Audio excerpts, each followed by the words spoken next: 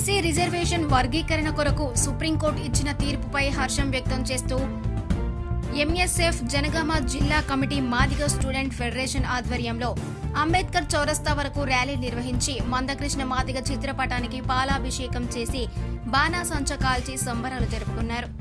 అనంతరం వారు మాట్లాడుతూ 30 ఏళ్ల సుదీర్ఘమైన పోరాటం చేసిన ఏకైక నాయకుడు ఎంఆర్పీఎస్ వ్యవస్థాపక అధ్యక్షుడు మందకృష్ణ మాదిగ అని అన్నారు.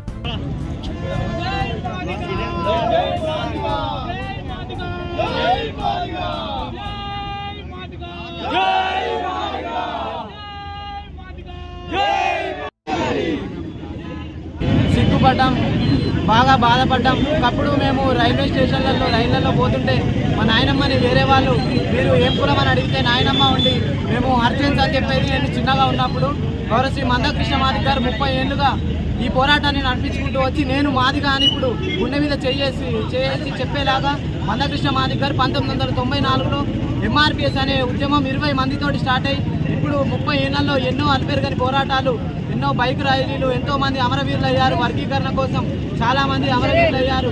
ఏబిసిడి వర్గీకరణ సాధించాలనేదే మన ఆకాంక్ష. 30 ఏళ్లకు నెరవేరింది. మందకృష్ణ మాదిగ గారికి ధన్యవాదాలు తెలుపుకుంటూ ఆరోగ్యశ్రీ కార్డు ఆరోగ్యశ్రీ కూడా మనకి మందకృష్ణ మాదిగ గారి వల్లనే వచ్చింది.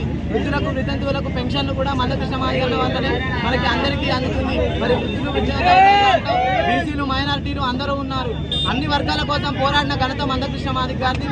అన్ని వర్గాల గురించి పోరాటం చేసి ఇప్పటికీ పోరాటం చేస్తూ ఏబిసిడి వర్గీకరణ సాధించినందుకు ఎంఎస్ఎఫ్ జనగామ జిల్లా కమిటీ